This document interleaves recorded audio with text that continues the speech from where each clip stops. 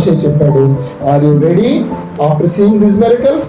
అద్భుతాలు చూసిన తర్వాత మోషే ఇప్పుడు నువ్వు వెళ్తావా? ఇంత గొప్ప బృహత్తరమైన సంకల్పాన్ని భుజం మీద పెడుతున్నాను, నువ్వు వెళ్ళి ఇంత గొప్ప అధికారాన్ని ఎదిరించి నా ప్రజలను బయటికి తీసుకొస్తావా అంటే, వెళ్ళనయ్యా. ఎందుకు వెళ్ళావు? నాకు నత్తుంది, నేను మాట్లాడలేను. నాకు పెద్ద కన్ఫ్యూజన్ ఏంటంటే, పెద్ద అనుమానం ఏంటంటే, దేవుడు కర్రని, అంటే ప్రాణం లేని దానికి ప్రాణం ఇచ్చాడు కదా, కర్రని పాముగా చేశాడు. తర్వాత ఏం చేశాడు? ఇంకా ఆ చేతిలోనికి కుష్టి వచ్చింది, మళ్ళీ కుష్టి తగ్గిపోయింది. ఆ తర్వాత నీళ్లు రక్తమైనవి. ఇంత గొప్ప అద్భుతాలు చేసిన వాడికి నత్తి తీసేయడం కష్టమా? మోషే మైట్ హ్యావ్ థాట్ దట్ ఒకవేళ దేవుడు ఇప్పుడు నా నత్తి కూడా తీసేస్తాడేమో. చూడండి, నేను చాలాసార్లు అనుకుంటాను మనసులో, ఈయన ఈయన ఈయన రిక్వెస్ట్ ఇదే కదా, ఈయన రీజన్ ఇదే కదా, నత్తి ఉందని అంటున్నాడు కదా, యేసు నామములో పోనీ నత్తి పోయింది, పో వెళ్ళిపో, పరదేంటే స్పష్టంగా మాట్లాడు అని ఒక్క మాట ఎందుకు చెప్పలేదు ప్రభు? చెప్పలేదు. ఆయన దేవుని సేవకుణ్ణి ఒక ముళ్ళు పెట్టడం దేవునికి ఇష్టమే, దేవుడు అలా పెట్టిస్తాడు అంతే. ఆమె దేవునికి ఇష్టమైతే దేవుడు దాన్ని తీసాడు. ఆయనకి ఒక క్షణం 10 తెగుళ్ళు రప్పించాడు. ఆకాశం నుంచి తెగులు వచ్చింది, చిన్న చీకటి వచ్చింది, మిడతలు వచ్చాయి, పేలు వచ్చాయి, దద్దుర్లు వచ్చాయి, ఆకాశం అగ్ని వడగళ్ళు కురిశాయి. ఒక్కో చెప్పడానికి వల్ల పడదు. ఇంత గొప్ప అద్భుతాలు చేసినాడు ఆ దైవజనుడు. అంత గావు కాకపోతే, అయ్యా నాకు నత్తుంది అని ఒక మాట అంటే, ఇప్పుడు ఈ క్షణం నుంచి నాకు నత్తిని తీసేస్తున్నా అని ఎందుకనలేదు?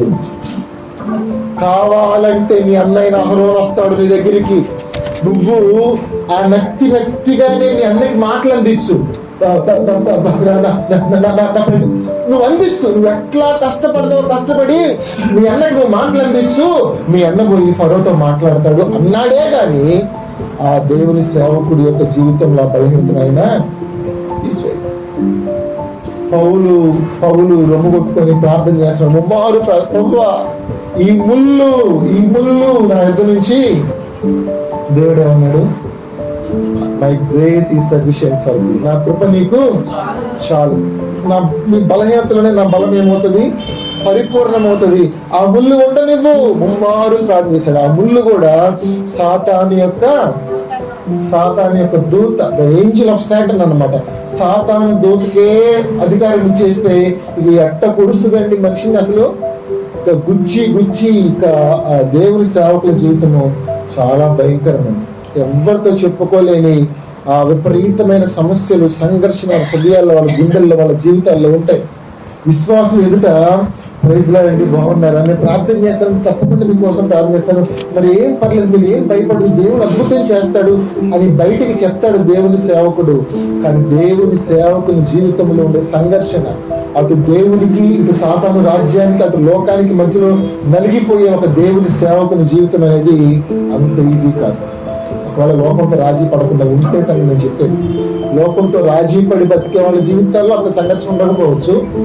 సాతానుతో రాజీ పడి బతికే సేవకుల్లో, అలా పేరు పెట్టిన సేవకుల్లో అంత సంఘర్షణ ఉండకపోవచ్చు. కానీ ఒక శరీరంలో ఉన్నందుకు లోకంతో పోరాడాలి, దేవునికి ఇష్టంగా జీవిస్తున్నందుకు సాతానుతో పోరాడాలి. ఇటు దేవుని వాక్యం విలువలతో జీవించాలంటే దేవుని వాక్యం కింద జీవించాలి. ఈ మూడు మధ్య సంఘాన్ని విశ్వాసులతో మాట్లాడుతూ ఆ ఒక పవిత్రమైన జీవితాన్ని కాపాడుకోవటం అనేది నిజంగా దేవుని ప్రేమిస్తే తప్ప చేయలేదు. అంతే కదండి. నిజంగా ఆ చనిపోయి తిరిగి లేచిన అనుభవం, శరీరానికి మరణించి ఆత్మలో బ్రతికితే తప్ప, నిజంగా నూతన సృష్టి అయితే తప్ప, నిజంగా మనస వాచ కర్మన ప్రభువుని ప్రేమించి అనుభవం ఉంటే తప్ప ఒక దేవుని సేవకుడు అంత తేలిక కాదు. మోషే జీవితంలో దేవుడు అడిగాడు, ప్రభు నాకు ఇలా ఉంది కదా నా పరిస్థితి, ఏమన్నా చేస్తావా? నేనేం చేయను, నేను వెళ్ళను, నువ్వు ఎట్లా వెళ్ళాలో నేను పంపిస్తా, నాకు తెలుసు, నేను ఎట్లా పంపించాలో నాకు తెలుసు. ఇదిగో మీ అన్న వస్తున్నాడు. చూడండి ఈ మాట 4వ అధ్యాయం చూడండి ఒకసారి 15వ వచనం చూడండి. ఎవరు అహరోనుతో, నువ్వు అతనితో మాట్లాడి అతని నోటికి నువ్వేం చేయాలి? నువ్వు ఒక్క మాట 2 నిమిషాలు మాట్లాడతావు, మాట్లాడు, కానీ మీ అన్నయ్య చెప్పు ఏం మాట్లాడాలి, ఆయనకి అందించు, నువ్వు మాటలు ఆయనకి అందించు, నేను నీ నోటికి అతని నోటికి తోడేంటి, మీరు చేయవలసిందండి మీకు 16వ వచనం, అతడే నీకు బదులు జనులతో, ఎందుకు?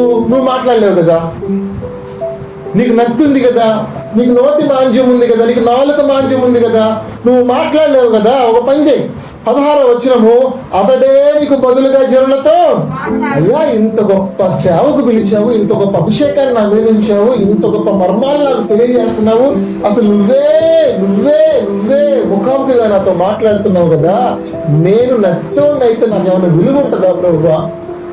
జనం నమ్ముకోరా? అరే పాస్టర్ గారికి నత్తుందిరా, మాట్లాడలేదురా అంటే ఎట్లా మాట్లాడుతుంటే చిన్నపిల్లలు వాళ్ళందరూ నవ్వుకోరా ప్రభువా?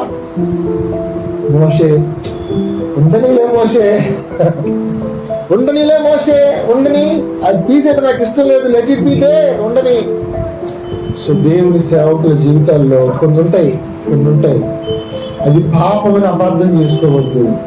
దేవునికి దేవుని సేవకునికి మధ్య ఉండే ఆ సంఘర్షణ ఏదో దేవునికి ఉంటది.